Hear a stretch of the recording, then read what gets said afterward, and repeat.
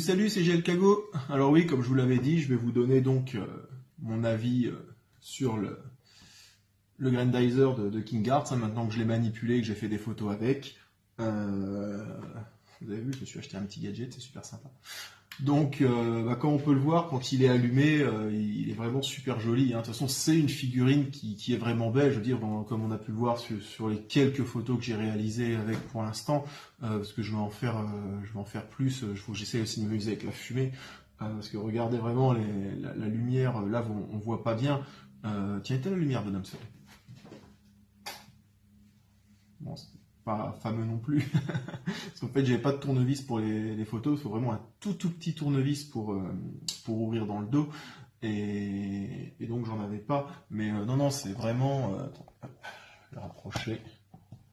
Voilà. Ouais, c'est vraiment super joli. Et même si on lui rajoute...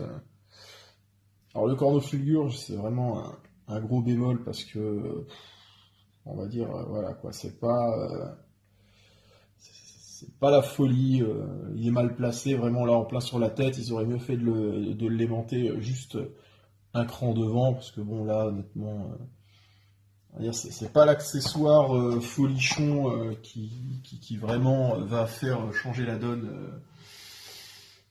Donc voilà, sinon tous les autres accessoires sont bien, il y a quand même 3 paires de cornes, une chromée, une classique, c'est vraiment joli, les mains voilà, sont bien, j'avais fait que j'avais dit là, ce que j'avais dit pendant l'unboxing, donc c'était pas mal, mais là vraiment j'ai pu manipuler et ce que j'avais peur quand j'avais vu les premières vidéos d'unboxing sur ce produit, c'était vraiment l'aspect plastique. Du robot, on le sentait quand la personne le retirait de la boîte et commençait à le manipuler, on sentait que il n'y avait pas une dominante de métal et c'était pas du... Moi je prends Bandai comme exemple parce que c'est vraiment ma marque de figurine préférée. Et voilà, c'est pas du Bandai, hein, c'est clair. Et vraiment quand on le manipule soi-même, on le ressent aussi tout de suite. C'est vraiment un gros problème. Alors si j'avais vraiment, je devais noter le design du robot. Mais c'est un gros 25/20, il est vraiment magnifique. Il apporte vraiment une nouveauté un petit peu plus, je sais pas comment dire, pas agressif, mais vraiment quelque chose de nouveau. Il n'y a qu'à voir sa gueule, elle est magnifique, les couleurs utilisées sont superbes, la couleur des pièces est vraiment top. Vraiment au niveau, comment dire, design, c'est un vrai sans faute ce Goldorak. Par contre, c'est vrai qu'en le manipulant, il y a quand même des lacunes. King Arts a pas assuré là-dessus. Par exemple, regardez, si jamais je veux y prendre son bras et lui mettre la hache comme ça, voilà. Alors, est-ce que ça va être juste le mien ou est-ce que les articulations sont limites sur les autres aussi? Voilà, si vous voulez, j'ai voulu faire une pose où il est comme ça avec ses deux astéro-haches. Ce bras-là, le bras droit, je pouvais pas y retomber automatiquement. Alors ouais, ça, c'est franchement, ça craint. Pour une figurine qui a ce prix-là, qui est à 250 €, c'est limite pas normal, on va dire, d'avoir ça comme problème. Après, néanmoins, voilà, c'est une figurine, c'est fait quand même pour rester dans une vitrine. Moi, c'est vrai que je joue beaucoup avec, donc pour les photos, mais bon, voilà, une fois que j'ai fini mes séances, et reste, et voilà.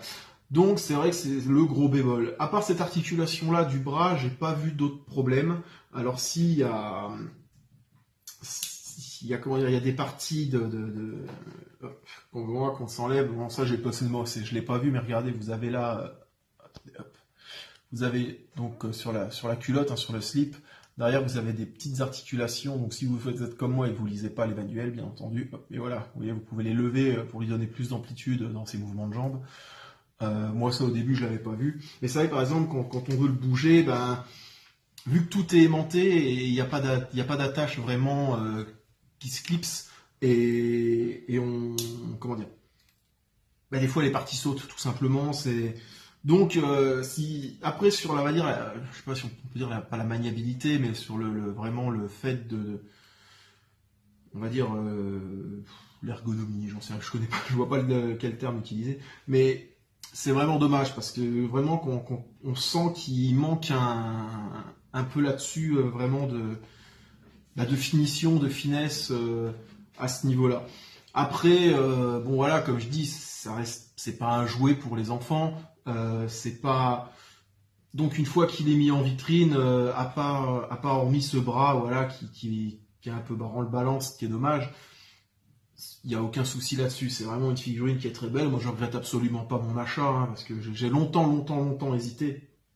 Pardon, mais je regrette absolument pas mon achat.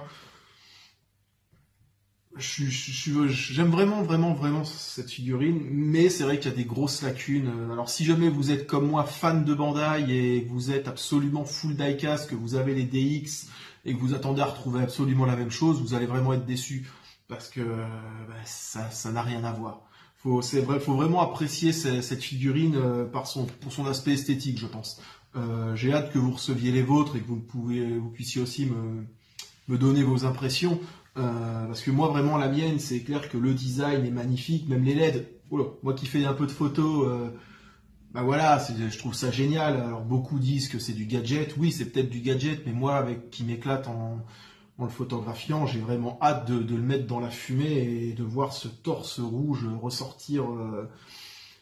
Donc voilà, vraiment, si après je devais y donner un point, une note au niveau de tout ce qui est articulation et tenue de l'armature, on va dire, hein, ce serait une moyenne, ce serait un 10 sur 20 parce que il y a des choses très bien, mais il y en a d'autres qui sont... Et encore 10, c'est peut-être bien payé quand même, honnêtement.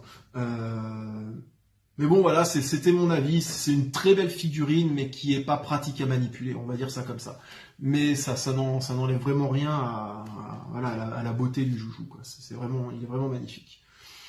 Donc voilà, c'était juste mon avis sur le Grandizer King Arts, hein. Comme je vous avais dit que je le ferais. Ça me faisait chier honnêtement de faire une review point par point que j'avais plus ou moins déjà fait dans l'unboxing. Donc voilà, après l'avoir manipulé, je vous donne mon avis. Donc vraiment une finition et un travail dans les couleurs excellent. Il n'y a vraiment rien à en redire.